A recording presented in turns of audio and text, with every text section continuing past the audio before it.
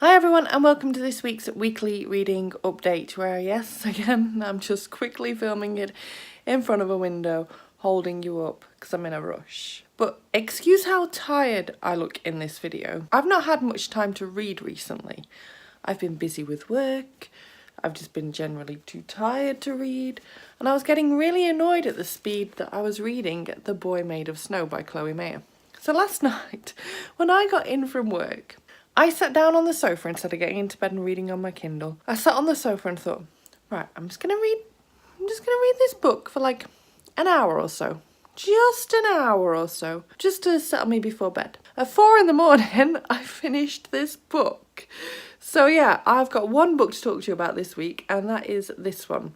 This is a historical fiction, and it's really dark, very dark historical fiction, set in England in 1944, mainly.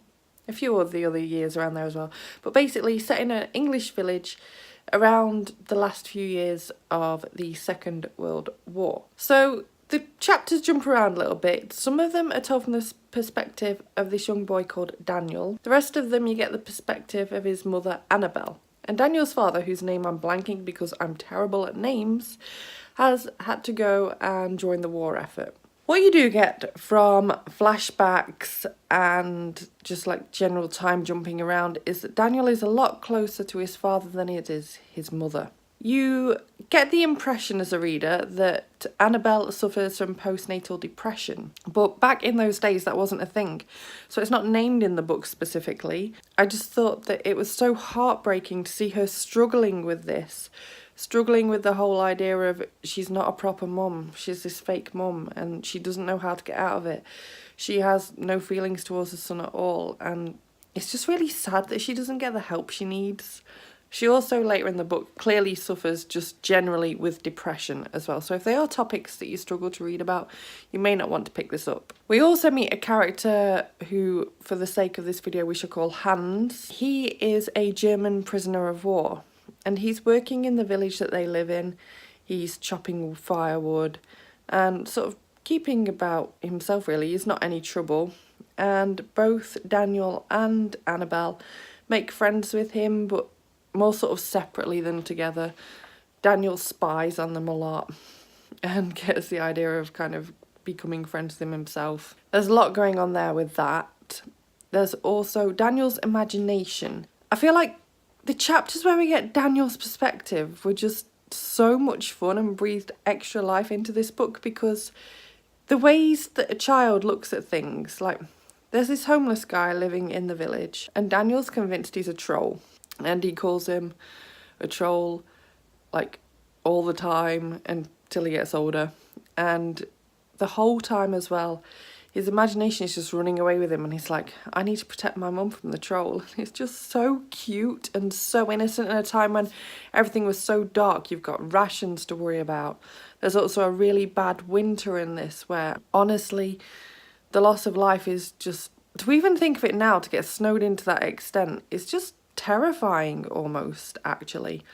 And I just can't stop gushing about this book. I'm so tired I can't formulate everything I want to say, and it's such a good sign in itself that it did keep me up until 4 a.m.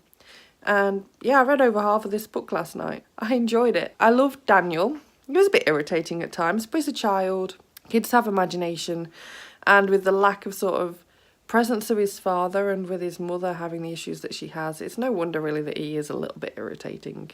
He's not got any real sort of parenting going on there. Annabelle, I found her really irritating, but at the same time, I just felt sorry for her because she wasn't getting the help that she needed, and it was just heartbreaking, absolutely heartbreaking. Also, some events happen in this, which I can't talk about because they're major spoilers, but some events happen in this which make me really feel for Daniel because as a child, I feel like many children would do what he did, or maybe even less, in terms of some really awful events that happen. This is gruesome in places, it's grisly, it's gritty, and I just generally would exercise caution if you're not into darker themes. Because there were a few times where I was reading this last night and I was like, ooh, really? Like, I believed it. It was just disgusting, both like in a graphical way and also in a just humane way. So I think that's all I have to gush on this book. I loved this. It made me so happy. And I'm so happy to have finally finished my first physical book of 2019, because I did start this at the very beginning of January and I just struggled to find time to sit on the sofa and read a physical book. So I took that time last night for myself and I don't regret it at all. This was just a fantastic read. 5 out of 5 stars. I highly recommend it. And I can't wait to see what else this author comes out with because I loved her writing. So with that said, I'm still reading Wuthering Heights on my Kindle. That's not why I decided to read the physical book downstairs instead of reading on my Kindle in bed last night. I'm actually not getting on too badly with that. I was about 30% of the way through and I wouldn't say I'm enjoying it, but I wouldn't say I'm hating it. I might like it a little bit this time around.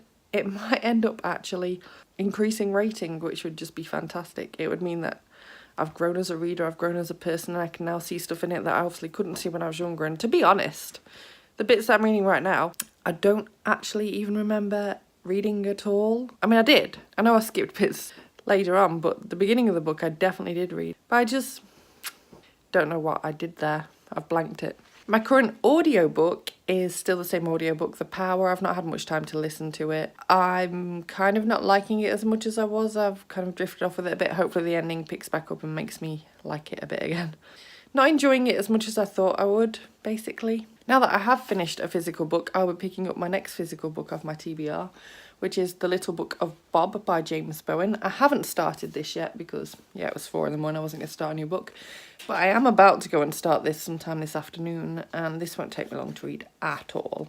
So hopefully this will be in next week's reading update with The Power, and maybe even Wuthering Heights, and then I can actually justify these weekly reading updates. Finally, I just want to say, let me get my hands together.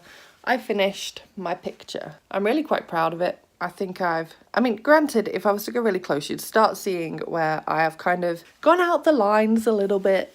I've not always been colouring in the best of light or the best of places, but I'm really pleased with it. I think at a distance it looks absolutely stunning, and I can't wait to start a new picture. Again, I'm going to do some more colouring tonight, so I'll be starting a new picture then. It's been a half constructive week. Last night was definitely constructive. Let me know what you have been reading recently and whether you still colour, because I don't feel like many people do anymore.